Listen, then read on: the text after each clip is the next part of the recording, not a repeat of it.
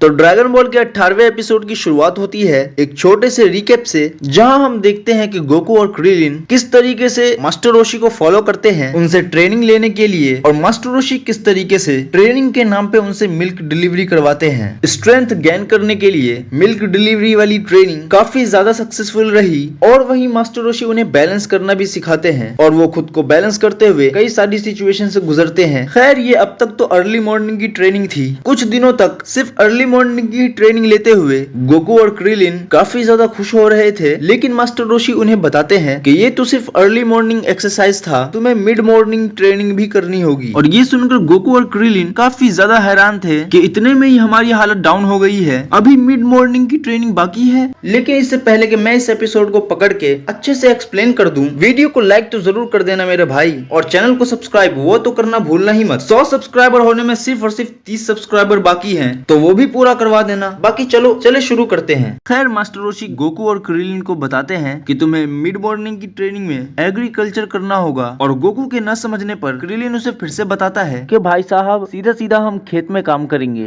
खैर मास्टर रोशी बिल्कुल उसी तरह खेत के मालिक से भी बात करते हैं और गोकू और क्रिलिन को काम पे लगा देते हैं। जब वो दोनों फावड़े की मदद से मिट्टियां पलट रहे होते हैं, तब मास्टर रोशी उन्हें बताता है कि तुम्हें फावड़े का यूज नहीं करना, बल्कि तुम्हें अपने हाथों से करना है। खैर काफी कोशिशों के बाद वो दोनों मिलकर पूरे खेत को औंध के रख देते हैं, और उनकी हालत आखिर तक तो बिल्कुल खराब हो चुकी थी। खैर वो सभी नाश्ता करने के लिए तैयार हो जाते हैं और कहते हैं कि प्लीज यार मुझे कोई चिकन खिलाओ। लेकिन यहाँ पर क्रिलिन काफी बड़ी बेवकूफी कर देता है। जैसे ही वो सभी खाना खा रहे होते हैं, क्रिलिन मसाले की डब्बी उठाकर काफी जोर जोर से मसाला डालने लगता है, और उसी वक्त वो मसाला जब लॉन्च की नाक में जाता है, वो वहीं पर छींक देती है और फिर से सबका खाना हराम कर देती है। खैर वो सभी घर से निकलकर रेस्टोरेंट की तरफ भागते हैं, क्योंकि वो इतना ज्यादा थके हुए थे कि उनका खाना बिल्कुल जरूरी था। खैर वो जैसे तैसे करके रेस्टोरेंट की तरफ जाते हैं और वहां पर जाकर अपनी भूख प्यास मिटाते हैं, और जब खाते खाते अचानक से गोकू भी छींक देता है, तो मास्टर रोशी और क्रिलिन इतने ज्यादा कंफ्यूज थे कि वो गोकू की छींक सुनकर भी डर जाते हैं। खैर मास्टर रोशी नाश्ता करवाने के बाद उनकी आफ्टर मॉर्निंग की ट्रेनिंग शुरू करते हैं, जिसमें वो कोई भारी भरकम काम नहीं करेंगे,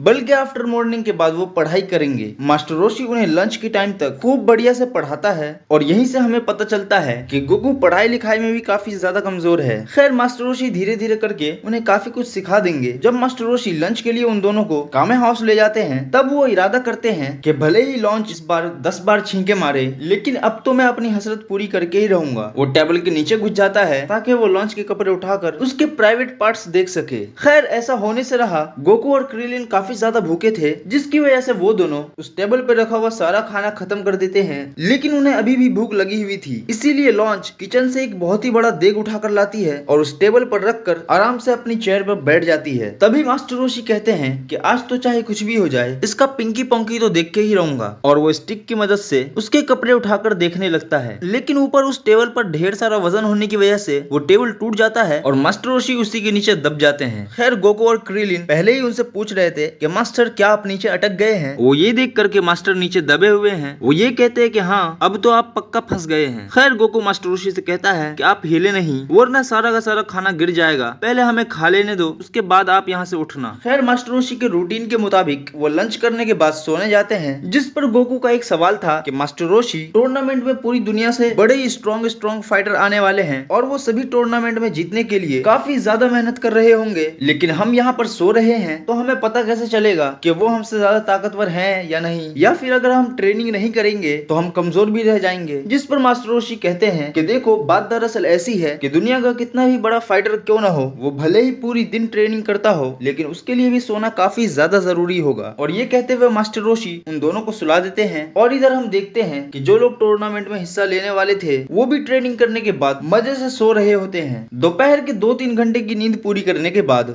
मास्टर रोशी गोकू और क्रिलिन को कंस्ट्रक्शन एरिया में ले जाते हैं, जहाँ पर शायद से कोई रोड या फिर कोई बिल्डिंग बन रही थी। मास्टर रोशी वहाँ के मैनेजर से बात करते हैं कि ये दोनों बच्चे तुम्हारे पावर टूल से भी काफी ज्यादा तेजी से काम करेंगे, और इसके बदले में आपको हमें उस काम के डबल पैसे देने होंगे। वो मैनेजर मास्टर रोशी से कहता है कि ये तो इम्पॉसिबल सा है, आखिर ये दो छोटे छोटे बच्चे जितने भी टूल्स हैं उनसे ज्यादा तेज काम कैसे कर सकते हैं। मास्टर रोशी उनसे कहते हैं कि फिर तो हमें जल्दी करना जरूरी नहीं है, इन्हें काम करते हुए एक बार देख लो, उसके बाद बता देना। मास्टर रोशी गोकू और क्रिलिन को कहते हैं कि जाओ बच्चों काम पर लग जाओ, जिस पर क्रिलिन उससे पूछता है कि क्या हमें अभी भी अपने हाथों से करना होगा, जिस तरह हमने एग्रीकल्चर के लिए किया था। मास्टर रोशी कहते हैं कि नहीं, इस बार तुम टूल यूज कर सकते हो, लेकिन पावर टूल्स बिल्कुल ही मना है। कोई ऐसे टूल्स का तुम यूज कर सकते हो जिसमें तुम्हारी खुद की एनर्जी और खुद का स्ट्रेंथ लगता हो। खैर गोकू और क्रिलिन वहाँ पर काम करना शुरू करते हैं और सभी लोग वहाँ पर देखकर काफी ज्यादा हैरान थे कि आखिर ये दो छोटे छोटे बच्चे गाड़ियों से भी ज्यादा फास्ट भाग रहे हैं, आखिर ऐसा हो कैसे सकता है। खैर क्रिलिन ये सोचते हुए कि जहाँ पर मैं पहले मार्शल आर्ट्स की ट्रेनिंग ले रहा था, वहाँ के भी मेरे टीममेट्स उस टूर्नामेंट में हिस्सा लेंगे और इस बार में मैं उनसे नहीं पिटने वाला, जैसा कि वो हमेशा मेरा पंचिंग बैग बना के रखते थे। और ये सोचते हुए क्रिलिन गुस्से में वहाँ के एक टूल को तोड़ देता है और ये देखकर वहाँ का मैनेजर वो उससे कहता है कि कोई बात नहीं, सच में ये काफी ज्यादा फास्ट काम कर रहे हैं, तुम जितना गुना ज्यादा बोलोगे मैं उतना गुना ज्यादा पैसा दूंगा इसके लिए। खैर इसी तरह मिड आफ्टरनून की ट्रेनिंग भी पूरी हो जाती है। गोकू और क्रिलिन को लेकर एक नहर के किनारे आ जाते हैं और उन्हें आफ्टरनून की ट्रेनिंग के बारे में बताते हैं। गोकू मास्टर रोशी से कहता है कि मास्टर आखिर हमें आप मार्शल आर्ट्स के मूव कब सिखाएंगे, हम बस बेसिक ट्रेनिंग करते जा रहे हैं, मार्शल आर्ट्स के मूव और ट्रिक्स तो हमें कुछ पता ही नहीं है। मास्टर रोशी उनसे कहते हैं कि पहले तुम्हें अपनी स्ट्रेंथ बढ़ानी होगी, चलो एक काम करता हूँ, तुम्हें मार्शल आर्ट्स का एक सीक्रेट बताता हूँ, अगर तुम ऐसे ही डेली शेड्यूल पे ट्रेनिंग करते रहोगे तो तुम इस बड़े से पत्थर को आसानी से हिला सकते हो। और गोकू ये सुनकर वो एक पत्थर के साथ कोशिश करता है जिसे वो काफी ज्यादा हिला देता है। खैर मास्टर रोशी ये देखकर बात काटते हुए कहते हैं कि अरे यार ये मेरी गलती है, ये वाला पत्थर तो कोई बूढ़ी अम्मा भी हिला देगी। एक बड़े से चट्टान को दिखा के कहते हैं कि जब तुम ये सारी की सारी ट्रेनिंग ढंग से करोगे तो तुम इस बड़े से चट्टान को भी हिला सकते हो। खैर वो दोनों स्विमिंग के लिए भी तैयार हो जाते हैं और उस नहर में जंप करते ही उन्हें लगता है कि ये तो काफी ज्यादा आसान ट्रेनिंग है, शायद से हमें मास्टर रोशी रिवॉर्ड दे रहे हैं हमारे पूरी दिन की ट्रेनिंग का। खैर तभी मास्टर रोशी उन्हें बताते हैं कि बच्चों जरा ध्यान से, इस नहर के अंदर काफी बड़ी बड़ी मछलियां हैं। क्रिलिन उनसे पूछता है कि आखिर कौन सी बड़ी मछली। मास्टर रोशी उसे बताते हैं कि ज्यादातर तो शार्क है। ये सुनकर दोनों की काफी ज्यादा हालत खराब हो जाती है और तभी शार्क भी उनके पीछे पड़ जाती है। खैर वो दोनों जिग-जैग